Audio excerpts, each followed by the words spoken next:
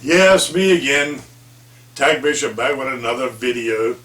And today's topic, it runs a little shade off of last week's topic, and it's about driver time detention pay. A couple of people that are not drivers didn't really realize what detention pay is, but it's anytime you're held up at a shipper or a receiver and they schedule you for 5 p.m., you get there a little early, and then it's 9, 10, 11, 12 o'clock at night before they ever even attempt at loading you. They're supposed to pay you for those hours as a detention pay.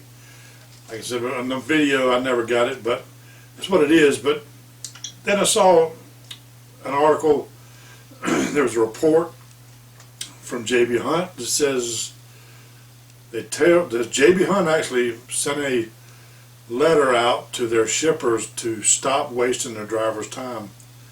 Said that the maximizing a truck driver's 660 minutes, which is the time allowed every day to drive. Said they wanted the shippers to think of a driver's 660 minutes like an hourglass, perishable commodity. And they said on the average of every driver in their company, they lose 2 hours of valuable driving time every day due to sitting around waiting to get loaded and unloaded. Comes up, figure 100 miles a day, what it averages that you would lose driving time every day, every truck on the road. More or less, sometimes you get lucky, you don't lose any time, sometimes you lose more time, but they just on an average of this study and report, for a driver who is on the road 250 days a year, that means he'd lose 25,000 miles a year driving time. So if you figure 250,000, even if you only got 50 cents per mile, it's a lot of money in just 1 year per driver for no other reason than to just sit around. And they also suggested, this is pushing it though, but they suggested something that I've always talked about, is switching over to drop and hook. These companies having more trailers having the loads already loaded, drop and hook, and that would alleviate 100% of the problem with truck drivers, money wise. Keeping a driver into a particular company. If you go to a company and they have 100% drop and hook and you never wait for a load, you can always plan your loads, plan your trips, and you know you're never going to be waiting at a shipper and receiver. That would be great, and that would be a really boost for driver retention at some of these larger companies that can, maybe, I guess they should be able to afford, they would probably have to at least double their trailers.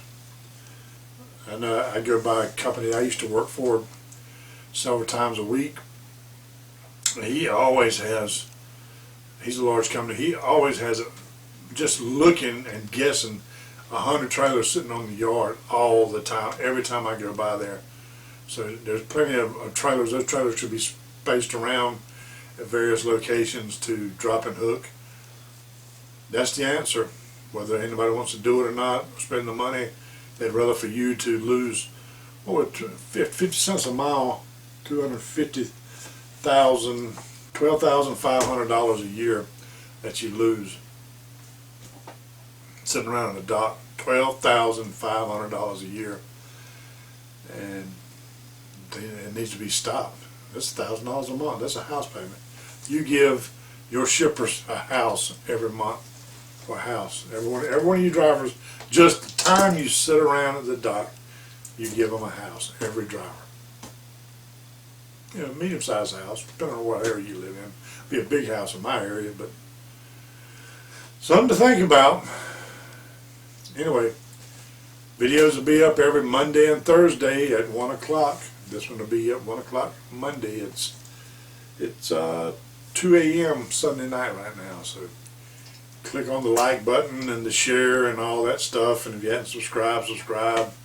And then over here there's going to be a little thing where you can go to the past video from this will actually go back to Thursday, and if you go to Thursday's video, you can go back to Monday, like that. I'm going to do that for a while, see if that's interesting to you. But anyway, I'm going to go with that. So TacBishop, sign in.